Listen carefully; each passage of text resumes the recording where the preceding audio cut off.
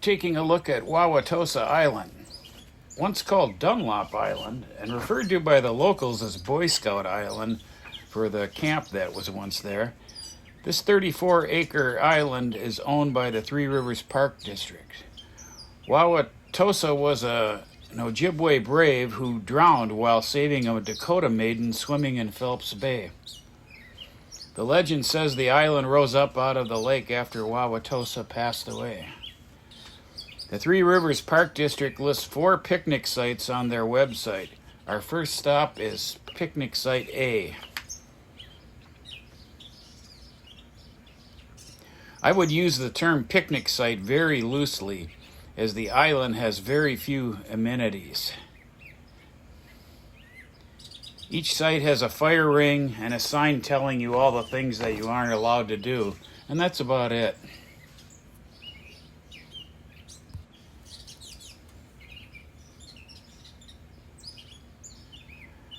Before overnight camping was banned in the 1990s, these were all campsites. This one was our favorite. Of course, we didn't camp down here on the beach, but up on the hill. A trail heading west towards the point offers a gradual climb up to this campsite.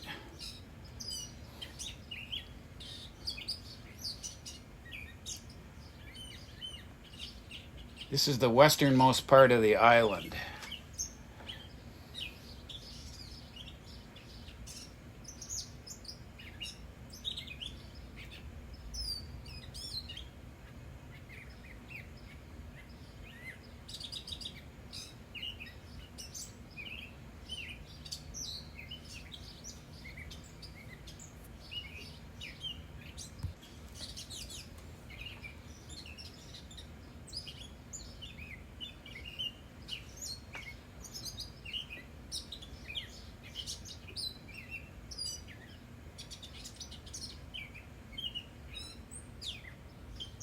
We shot these 8mm home movies in 1981, and they really show how the land has changed since then.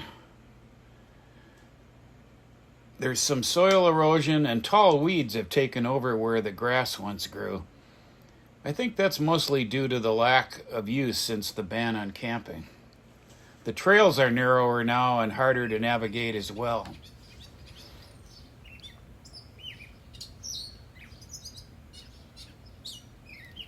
This trail leaves the campsite and heads east, downhill towards the rest of the island.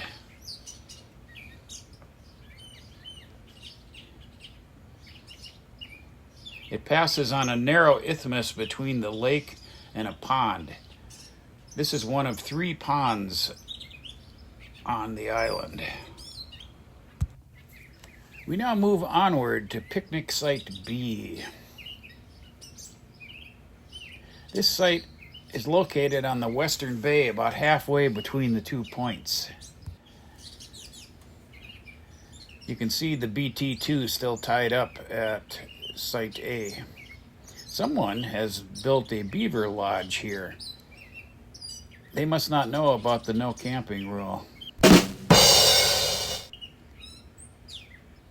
There isn't much beach, and it just looks like a good place for mosquitoes, so I wouldn't recommend this location for anything. We now move the boat down to the southern point of the island, where we'll visit Picnic Site C.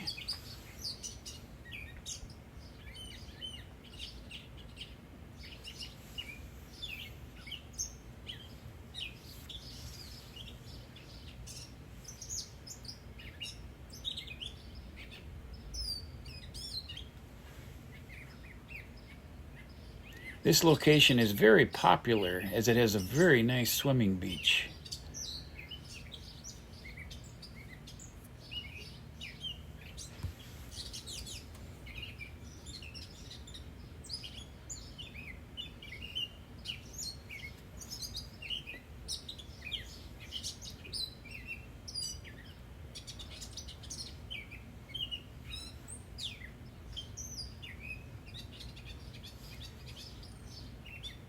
It was popular back in the day as well, as these 1986 home videos show. It hasn't changed much since then, except that the clearing has grown a little larger. One thing that is new is there is a trail leading east along the shoreline. It goes about 50 yards, where there's another very nice swimming beach.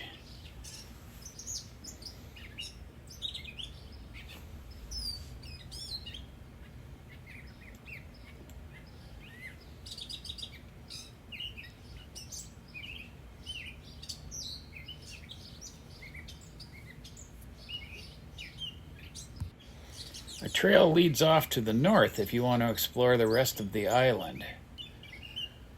One thing I always like to do when I visit this site is take the trail west along the shoreline.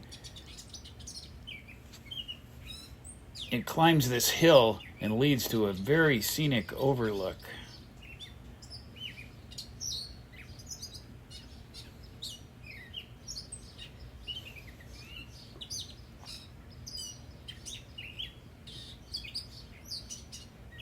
From here you can look across the bay to Site A, where we began this video.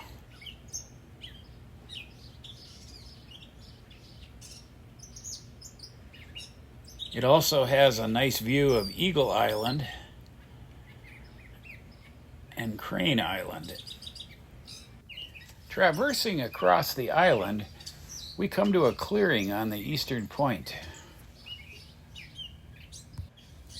This isn't one of Three Rivers' designated picnic sites, but the grassy clearing made for an excellent camping site back in the day. There used to be a sort of natural staircase climbing up from the lake.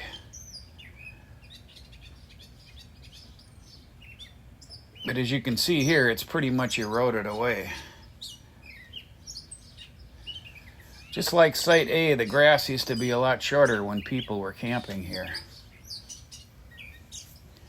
We used to use this location whenever Sites A and C were taken.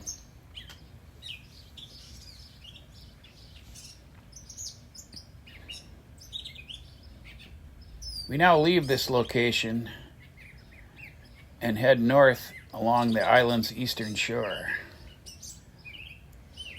One of the rules Three Rivers has implemented is they expect everyone to bring in certified firewood. No wood collection is permitted. The end result is that the forest floor is littered with fallen timber.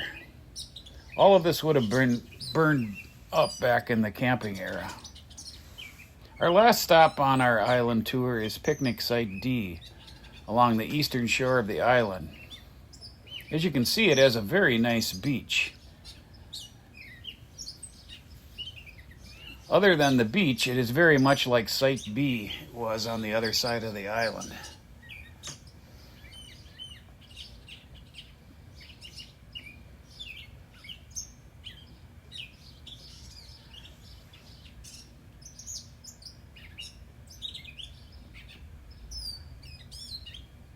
This is probably the last video we're going to do this season. Our dock should be coming out in about a week, and it's time to winterize the boat. So we'll see you next spring.